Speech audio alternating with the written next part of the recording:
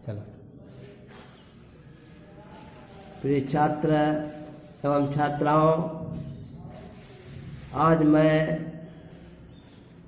कन्हैयालाल मिश्र प्रभाकर द्वारा Robert nursing home में lesson है द्वारा उसके विषय में आई हुई ईसाई महिलाएं, mother Margaret, mother Teresa, sister क्रिस्टाइनलैंड जर्मनी की, मदर टेरेजा फ्रांस की थी। तो इनके विषय में, इनकी सेवाओं के विषय में हमारे लेखक महोदय ने लोगों को अवगत कराने का प्रयास किया है। कल तक जिनका अतिथि था, लेखक महोदय का कथन है, कल तक जिनके मैं अतिथि के रूप में उपस्थित हुआ था, जिनके सम्मुख आज उनका परिचारक हो गया या मैं स्वयं ही सेवा कार्य में लग गया, क्योंकि मेरी अतिथेया अचानक रोग की लपेट में आ गई। लेखक महोदय कहते हैं, जो हमारे घर में अतिथि के रूप में एक स्त्री महोदय आई हुई थी, अचानक उनको रोग ने आ घेरा और उन्हें इंदौर के रॉबर्ट नर्सिंग होम में हमें भर्ती कराना पड़ा। ये है सितंबर, ये घटना जो है सितंबर 1951 ईस्वी की है। रोग का आघात पूरे बेग में, परिणाम कपकपाता वातावरण चिंता से घिरा घेरा कि हम सब सुस्त। मतलब जो हमारी अतिथियाँ आई हुई थी, रोग का आघात पूरे बेग में बड़ी जल्दी से फैला। इसका परिणाम क्या था? कपकपाता हुआ शरीर, चिंता से घिरा घिरा, मतलब हम सब लोग चिंतित हो गए और सभी लोग इस प्रकार के मतलब अतिथेया को बीमार देखकर सुस्त हो गए। तभी मैंने चौंक कर देखा। लेखक महोदय कहते हैं, वह अतिथेया जो इंदौर के रॉबर्ट नर्सिंग होम में भर्ती थी, तब तक हमारी दृष्टि मतलब एक सफ़ेद साड़ी पहने हुई, धवल वेश में आच्छादित एक नारी के रूप में हमारे सामने उपस्थित हो गई। देह उनकी कोई 45 बसंत, यहाँ पर लेखक महोदय कहते हैं उनकी उम्र लगभग हमको 45 वर्ष की लग रही थी। रंग सफ़ेद था, हिम के समान श्वेत वर्ण पर अरुणोदय की रेखाओं से रंजित, मतलब उनके ऊपर लालिमा से युक्त रेखाएं चमकती थी। कद लंबा था और सुता सदा सा, मतलब बिल्कुल ठस था। लंबा मुंह वास्तव में अच्छा नहीं लगता है। लेखक महोदय कहते हैं, आजकल समाज में जिसका लंबा चेहरा होता है, वास्तव में देखने में खूबसूरत नहीं लगता है। बीमार के पास लंबा मुंह नहीं। लेकिन लेखक महोदय कहते हैं, जब वो मदर टेरेजा फ्रांस की रहने वाली महिला थी, नर्स थी, लेकिन बीमार के पास मुंह लंबा नहीं, क्योंकि उनकी वाणी में बहुत ही मधुर मिठास थी। आते ही उन्होंने कहा, भाषा सुधरी, साफ सुथरी थी, उच्चारण साफ था, स्वर आदेश का, मतलब उन्होंने आदेश दिया, पर आदेश ना अधिनायक का, मतलब आदेश ऐसा किसी नेतागण का नहीं था, ना अधिकारीगण का था, पूर्णतः माँ का ऐसा मालूम पड़ता था। वो फ्रांस की रहने वाली मदर टेरेजा हम लोगों के बीच में माँ के रूप में उपस्थित हुई हूँ, जिसका आरंभ होता है शिकंजे से, अंत गोद में। जिसका आरंभ शिकंजे से और अंत माँ की ममता भरी गोद से होता है। हाँ, वो माँ ही थी, होम की अध्यक्ष मदर टेरेजा। लेखक महोदय कहते थे, उन्होंने उस समय हम लोगों को इतना प्यार दिया, तो वास्तव में ऐसा मालूम पड़ता था हमारी सदियों से खोई हुई माँ मिल गई। होम की अध्यक्ष थी मदर टेरेजा, जो फ्रांस की रहने वाली थी।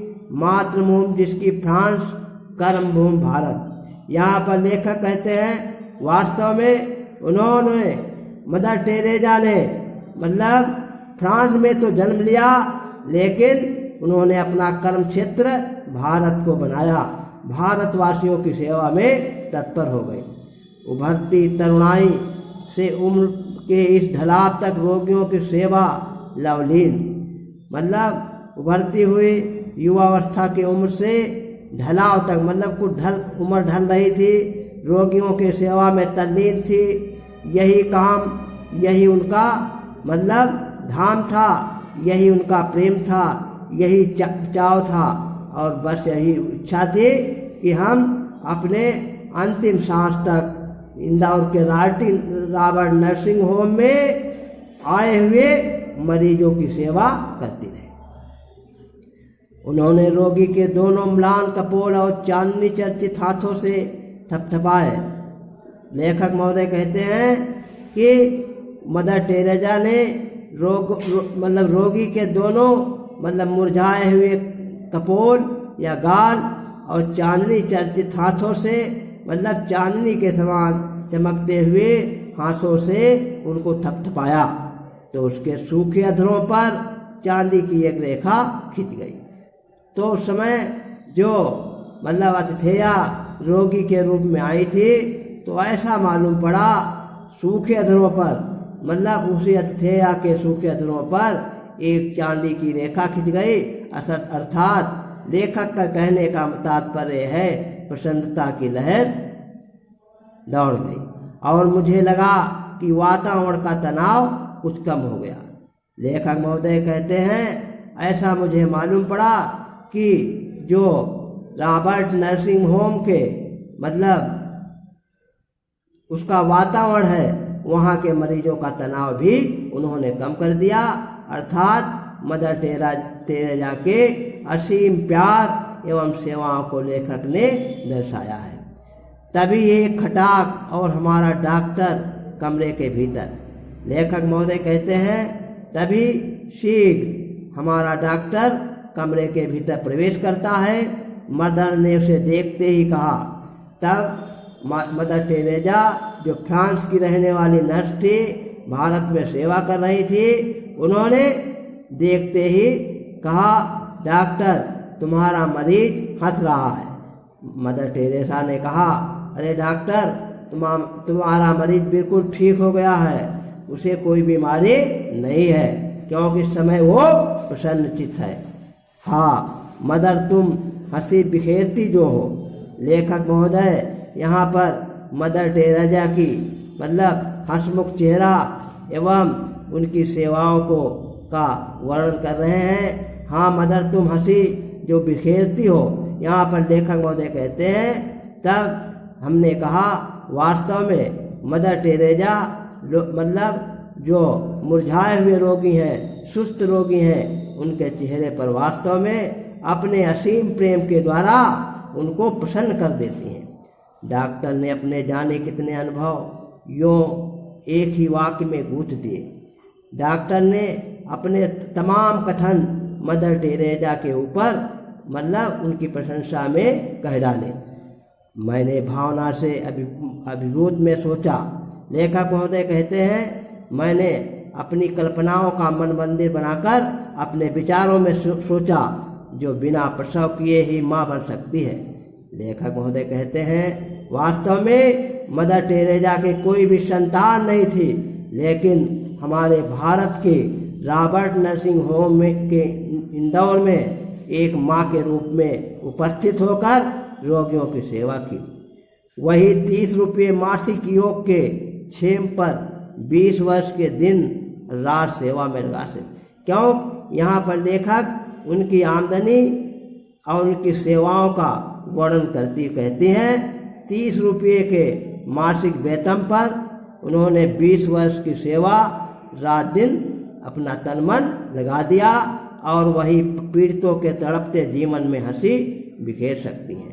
लेखक महोदय कहते हैं मदर टेरेसा वास्तव में जो पीड़ित रोगी थे उनके चेहरे पर मुस्कान लाने का कार्य किया। तीसरे पहर का समय थर्मामीटर हाथ में लिए ये आई।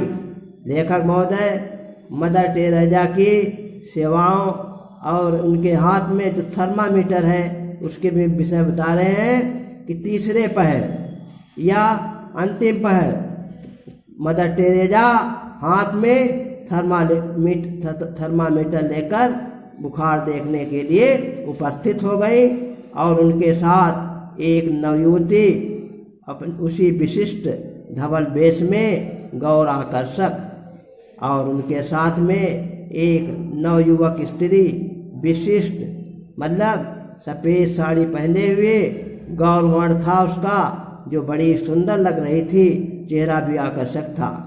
हाँ, गौर और आकर्षक, पर उसके स्वरूप का चित्रण करने में दोनों ही शब्द असफल। लेखक महोदय कहते हैं जब उसके स्वरूप का मैं चित्रण करता हूँ, क्यों गौर और आकर्षक मतलब मरीजों की तरफ आकर्षण बिखेरने वाली, और रंग इतना मतलब सुंदर था उसका मैं वर्णन नहीं कर सकता हूँ, हम इन दोनों शब्दों में कहने में असफल हैं। यो कहकर उसके आसपास आ पाऊँगा। लेखक महोदय कहते हैं ऐसा कहकर ही उसके मतलब समीप जा सकता हूँ। शायद चांदनी को दूध में घोलकर ब्रह्मा ने उसका निर्माण किया। यहाँ पर लेखक महोदय जो गौरवर्ण में एक नर्स आई हुई है मदर टेरेसा के साथ में, तो चांदनी सी के समान दूध से भी सुंदर मतलब उसका रंग है, तो ऐसा हमने अपने मन में विचार किया कि वास्तव में ब्रह्मा जी ने इसका ही अलग से निर्माण किया।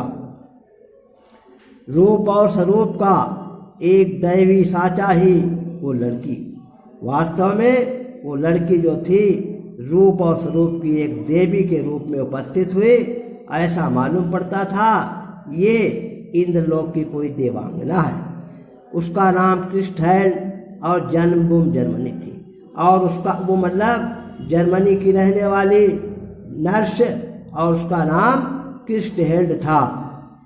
फ्रांस की पुत्री मदर टेरेसा और जर्मनी की दुहिता क्रिस्टहेल्ड एक साथ, एक रूप, एक ध्येय, एक रस।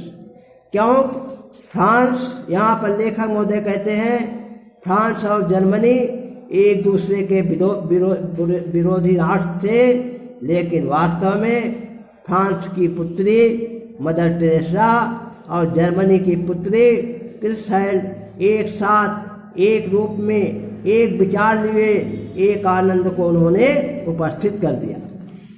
तुम्हारा देश महान है जो युद्ध के देवता हिटलर को भी जन्म दे सकता है। लेखक महोदय कहते हैं वास्तव में हम भारत देश के रहने वाले हैं। भारत देश वास्तव में महान है जो युद्ध के देवता हिटलर को भी जन्म भारत भूमि पर दे सकता है, और तुम्हारे जैसे सेवाशील बालिका को भी। यहाँ पर लेखक महोदय कहते हैं कि वास्तव में mother Teresa, mother Margaret, sister क्रिस्टहेल्ड जर्मनी की थी, उनको भारत की भूमि पर सेवा करने का अवसर दिया। मैंने उससे कहा तो दर्प से दीप्त वो स्टैचू हो गई। मतलब मैंने जब उससे कहा तो वो घमंड से प्रकाशित और एकदम शांत हो गई, और अपना दाहिना पैर पृथ्वी पर वेग से ठीक ठोक कर बोली, और वही नर्स जो थी दाहिना पैर पृथ्वी पर वेग के साथ ठोक कर बोली यस यस, हाँ हाँ श्रीमान। वो दूसरे कमरे में चली जाती है तो मदर टेरेसा का टटोला मतलब लेखक महोदय कहते हैं जब वो नर्स दूसरे कमरे में चली गई तो हमने मदर टेरेसा से कुछ बातचीत की। आप इस जर्मन लड़की के साथ प्यार से रहती हैं। तब हमने कहा कि जर्मनी और फ्रांस एक दूसरे के विरोधी राष्ट्र हैं, लेकिन इस जर्मनी की लड़की से तुम्हारा कैसा प्रेम का संबंध हो गया, क्यों कैसा होना नहीं चाहिए। बोली हाँ वो भी ईश्वर के लिए काम करती है। लेकिन तब मदर टेरेसा ने उत्तर दिया जो सेवा का भाव उस जर्मन की नर्स का है वो हमारा भी है, वो ईश्वर के लिए या अगले जन्म के लिए काम कर रही है, क्योंकि ईश्वर के दरबार में उसे अच्छा फल मिलेगा। और मैं भी फिर प्यार क्यों न हो, और मैं भी मरीजों की सेवा भाव करती हूँ, उनको मतलब हर प्रकार से सहारा देती हूँ। फिर हमारा उनका प्रेम का संबंध क्यों स्थापित हो, मैंने नस्तर चुभाया। लेखक महोदय कहते हैं कि मैंने नस्तर लगाया, पर फ्रांस को हिटलर ने पददलित किया था। तो लेखक महोदय कहते हैं फ्रांस को हिटलर ने मतलब हर प्रकार से उसे पीड़ित किया था, सताया था। ये आप कैसे भूल सकती हैं? लेखक महोदय कहते हैं ये आप क्यों भूल गई? यहीं से बच्चों हमने पढ़ा दिया, आप लोगों को बताया है रॉबर्ट नर्सिंग होम इंदौर के विषय में। मदर मार्गरेट जो है ईसाई महिला है, मदर टेरेजा फ्रांस की है, सिस्टर क्रिस्टेल जर्मनी की हैं। अलग अलग राष्ट्रों की होते हुए भी वो भारत देश के इंदौर के रॉबर्ट नर्सिंग होम में मरीजों की सेवा में तल्लीन है। इसी का वर्णन विष्णु प्रभाकर ने, कन्हैयालाल मिश्र ने बड़े ही रोचक ढंग से प्रस्तुत करने का प्रयास किया है।